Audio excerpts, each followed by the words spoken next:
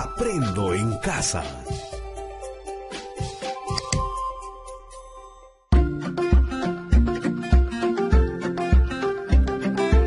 Queridos estudiantes, los invitamos a participar en el desarrollo de las sesiones de aprendizaje que hemos preparado para ustedes. Aprendo en casa.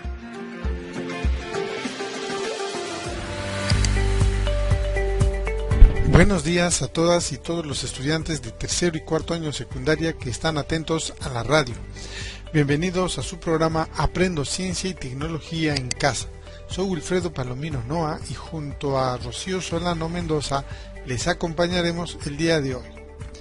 Este es el último programa del mes de junio, en los que estamos buscando comprender que los cambios que ocurren a tu cuerpo y a nuestras emociones se debe al funcionamiento del sistema neuroendocrino. Buenos días, Rocío, tu saludo. Buenos días a todas y todos.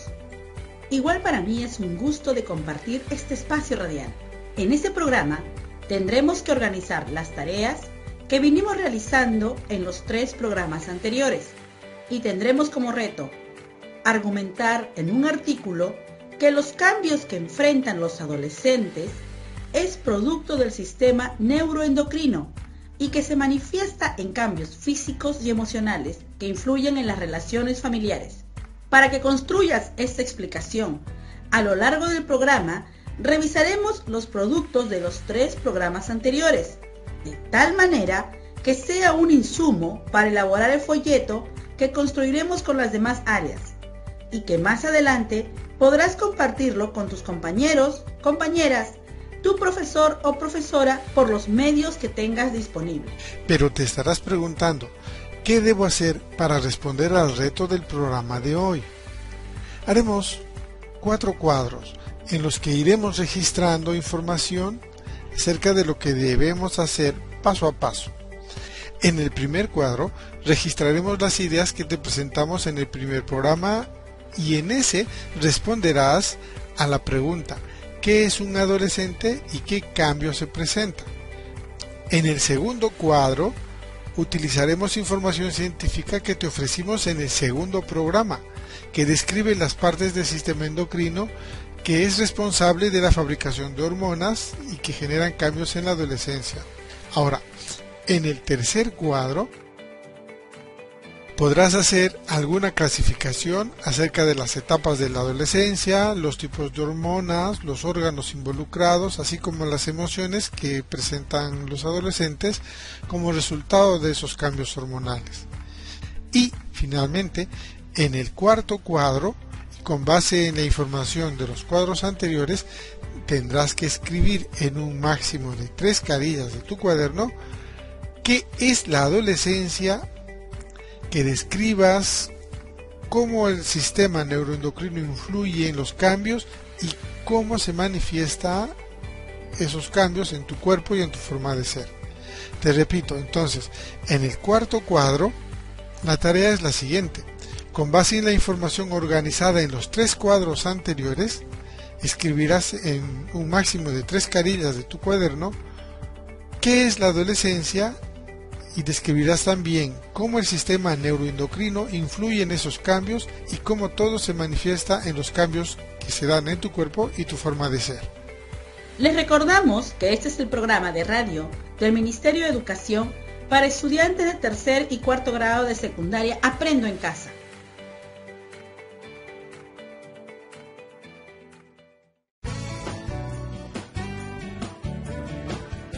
Queridos estudiantes, en el primer programa tuvimos como reto identificar los cambios que están viviendo en esta etapa y con base en las ideas clave que mencionamos en ese programa tenían que elaborar un cuadro con la lista de esos cambios.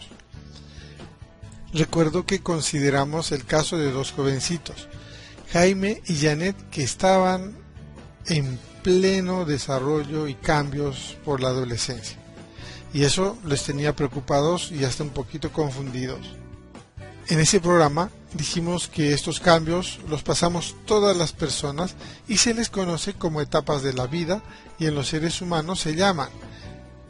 Primero, la etapa prenatal es la que incluye los momentos en los los que aún un niño no ha nacido y está viviendo dentro de su mamá. Una segunda etapa, que es la etapa de la infancia, que se inicia en el momento de nacer y termina alrededor de los 3 o 4 años. Luego viene la etapa de la niñez. En esta etapa la vida es la que se presenta más o menos entre los 3 y 11 años. Luego viene la etapa que nos interesa, la adolescencia, que se vive entre los 11 y 17 años. Luego viene la etapa de la juventud, aproximadamente entre los 18 y 35, y la etapa de la adultez, que es cuando se supone la persona está madura, que va desde los 36 a 65 años, y la etapa de la ancianidad, aunque ahora le conocemos como adultos mayores, que comienza después de los 65 años. Así es, queridos estudiantes. Queremos recordarles que si ya comenzaron a vivir esos cambios en su cuerpo y su forma de ser, tranquilos, todo estará bien. Solo están iniciando una nueva etapa de su vida, pero deberemos estar atentos y atentas para poder hacer frente a esos cambios de tal manera que nos hagamos mejores personas. La adolescencia podemos dividirla en 3 etapas. La adolescencia temprana, de 11, 12 y 13 años. La adolescencia media, entre los 14, 15 y 16 años.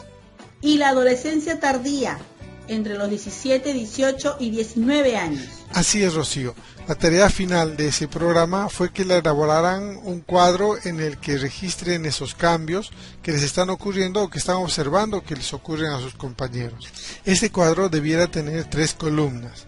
Las dos primeras columnas referidas a los cambios físicos que ocurren en el sexo masculino y en el sexo femenino.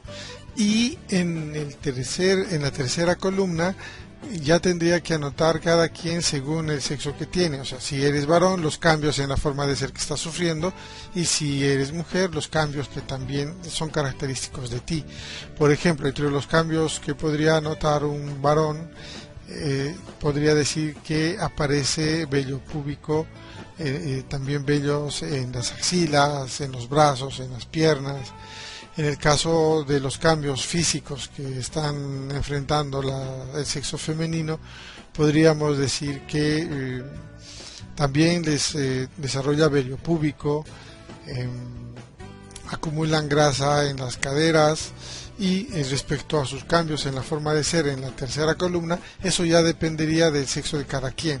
Por ejemplo, si es del sexo masculino, podrían decir que tienen reacciones un poco torpes, que son un poco tímidos, o que tienen reacciones contradictorias, cosas así. Entonces debiéramos tener 3 columnas en las que anotamos esos cambios. También en este programa pedimos que conversaran con sus padres u otros adultos de la familia y que les pregunten acerca de cómo habían vivido ellos esa etapa. Eso va a ser importante porque estas 3 columnas más el resultado de las interrogantes a los padres o a los adultos de la familia, vamos a tener un insumo para poder completar esta primera tarea. Así es, Wilfredo. A continuación, les recordaremos lo que trabajamos en el segundo y tercer programa y que les servirá de insumo para que describan las partes del sistema endocrino, que es el responsable de la fabricación de hormonas que generan los cambios de la adolescencia en el segundo cuadro. En el segundo programa hablamos del sistema endocrino y que este no tiene una ubicación específica dentro del cuerpo, porque está conformado por diversas glándulas protectoras de diferentes hormonas que actúan como reguladores químicos de diferentes procesos orgánicos del cuerpo. Las hormonas son los mensajeros químicos del organismo, ya que transportan información e instrucciones de un conjunto de células a otro. Las glándulas endocrinas liberan hormonas en el torrente sanguíneo y esto permite que lleguen a todas las partes del cuerpo. Las hormonas del sistema endocrino ayudan a controlar el estado de ánimo, el crecimiento y el desarrollo de la forma en que funcionan los órganos en el metabolismo y la reproducción. El sistema endocrino controla qué cantidad se libera de cada una de las hormonas. Una cantidad excesiva o demasiado reducida de cualquier hormona puede ser perjudicial para el cuerpo. Queridos estudiantes, en ese programa dijimos que las glándulas que componen el sistema endocrino son las siguientes: el hipotálamo, la hipófisis, la glándula tiroidea, las glándulas paratiroideas, las glándulas suprarrenales, la glándula pineal, los ovarios y los testículos. El páncreas también forma parte del sistema endocrino, pero también pertenece al sistema digestivo. Esto se debe a que fabrica y segrega hormonas en el torrente sanguíneo y también fabrica y segrega enzimas en el sistema digestivo. El hipotálamo es la glándula principal del sistema endocrino. Esta glándula, al igual que una antena, recibe información del ambiente y de las condiciones internas de nuestro cuerpo. Por ejemplo, la temperatura del ambiente o la temperatura interna del cuerpo, o la cantidad de luz que estamos recibiendo o qué sentimientos estamos experimentando en ese momento. El hipotálamo recoge toda esa información del cerebro y le envía a otra glándula llamada hipófisis. Esta glándula hipófisis, a pesar de su tamaño, se le suele llamar la glándula maestra, ya que fabrica todas las hormonas que controlan a las demás glándulas endocrinas. Para que tengas más información sobre el sistema endocrino, te recomendamos que revises los apuntes que has ido tomando y que te apoyes en algún libro que hable acerca del sistema endocrino. Del sistema endocrino, también dijimos que si produce una cantidad excesiva o insuficiente de cualquier hormona, puede ser perjudicial para el cuerpo. Por ejemplo, si la hipófisis produce una cantidad excesiva de la hormona de crecimiento, el niño podría ser demasiado alto. Si produce una cantidad insuficiente, el niño podría ser anormalmente bajo. Pero, ¿cómo saber si posiblemente hay problemas en el sistema endocrino? La médica Larissa Hirsch de Teen Health dice: bebes mucha agua pero sigues teniendo sed. Orinas a menudo. Tienes dolor de barriga o náuseas con frecuencia. Estás muy cansado o te sientes débil. Estás ganando o perdiendo mucho peso. Tienes temblores o sudas mucho. Tienes estreñimiento. No estás creciendo o no te estás desarrollando según lo que cabe esperar. Así es, Rocío.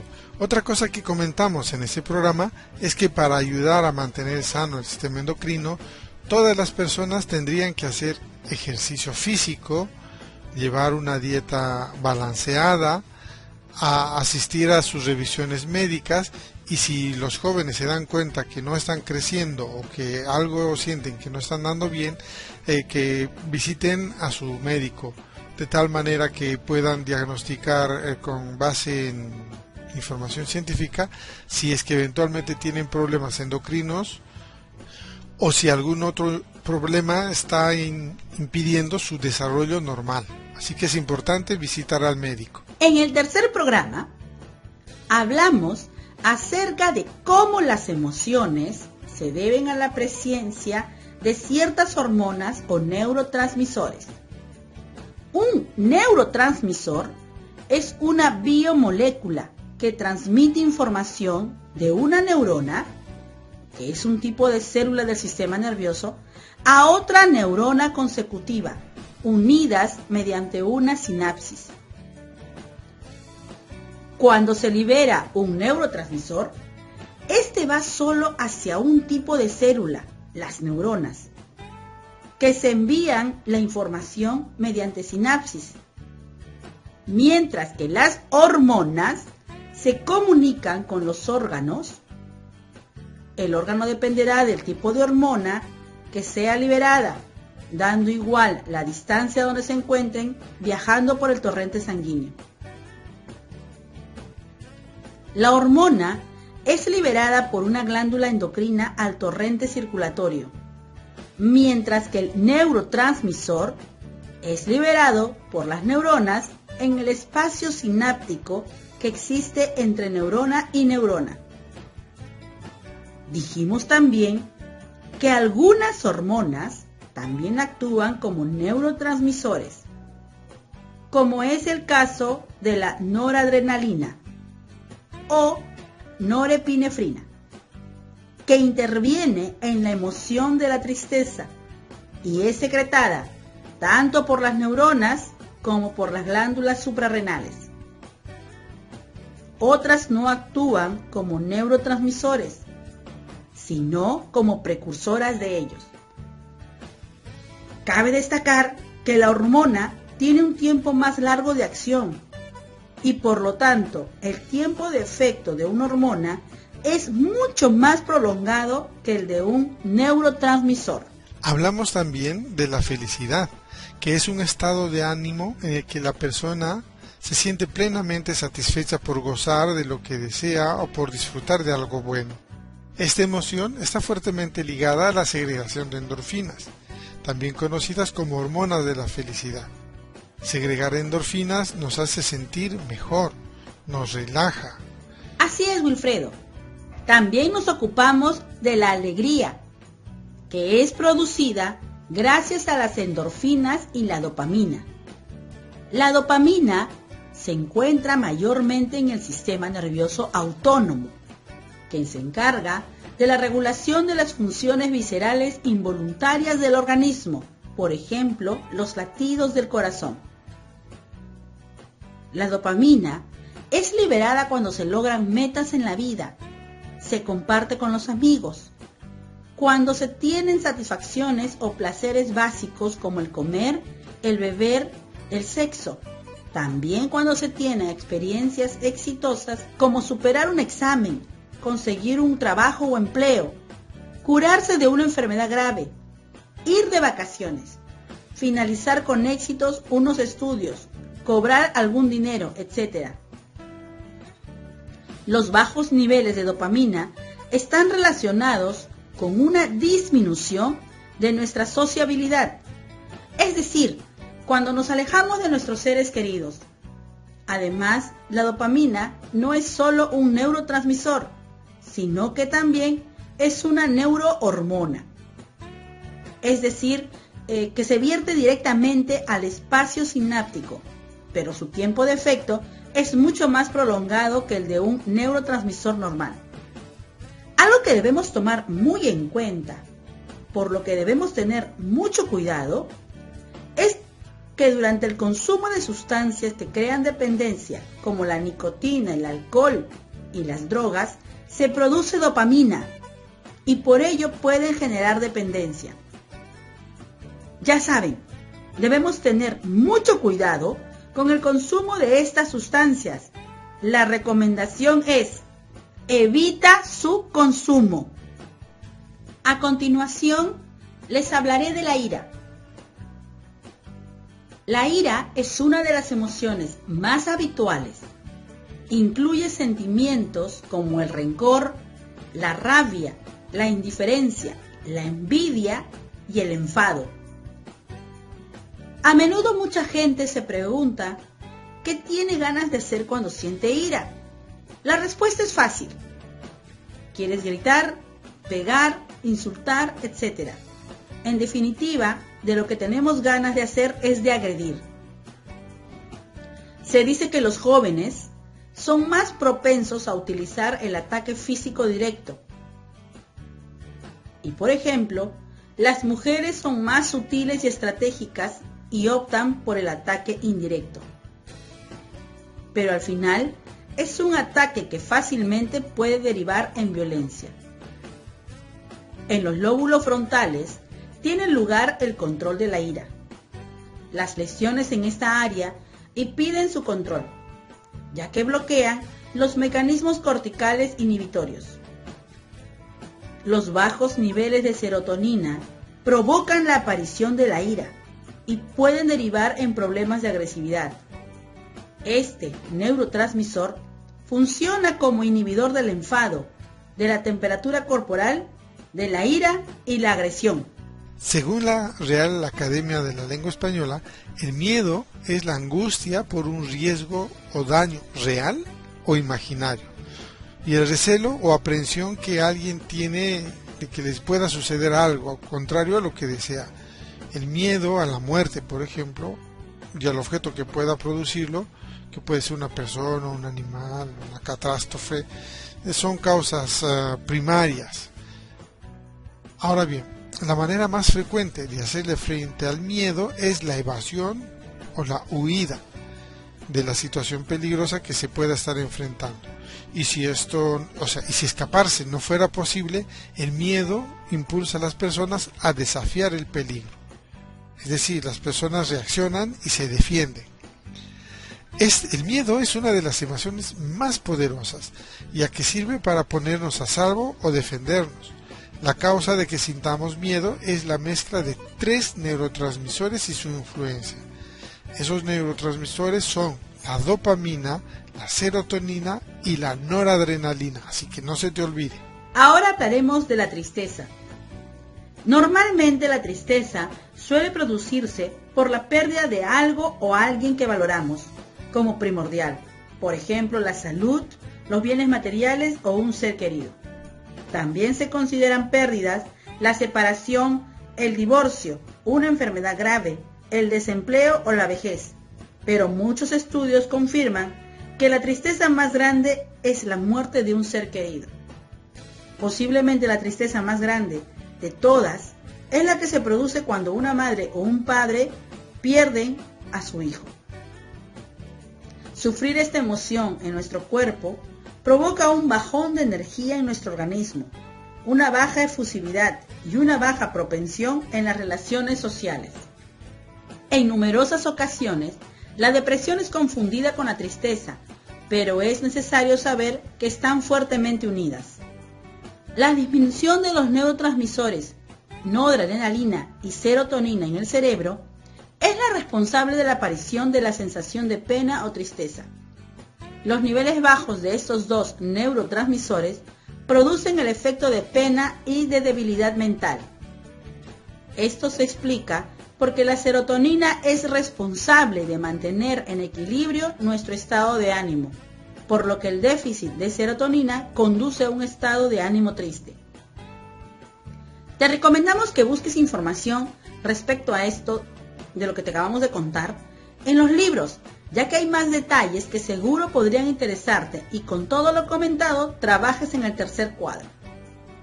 Les recomendamos que este es el programa del radio del Ministerio de Educación para estudiantes de tercer y cuarto grado de secundaria Aprendo en Casa. Ya casi estamos a punto de terminar el programa y debemos recordarte que los 3 cuadros que hemos querido reconstruir como repaso de las sesiones anteriores nos servirán de insumo para elaborar un 4º cuadro al final de este programa de radio, ya que con base en la información de los 3 cuadros anteriores, en un máximo de 3 carillas deberás escribir en tu cuaderno qué es la adolescencia, deberás describir cómo el sistema neuroendocrino influye en esos cambios que trae la adolescencia y cómo se manifiesta esto en tu cuerpo y en tu forma de ser. De esta manera elaborarás información que te permita comprender que los factores biológicos característicos del proceso evolutivo que viven todas las personas, ya sean adultas o que estén en pleno proceso de la adolescencia, influyen en las interacciones al interior de la familia. Por eso es importante que esto que vas a producir se utilice en el folleto informativo Conviviendo Feliz con mi Familia.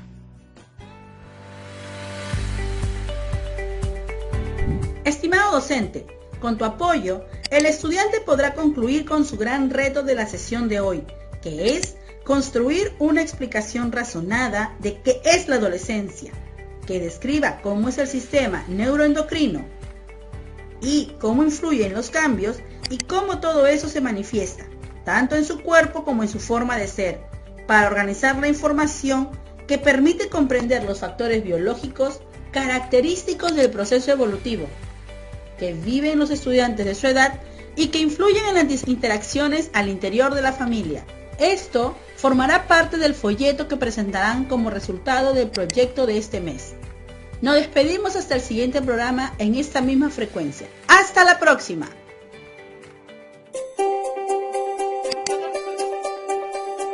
Aprendo en casa.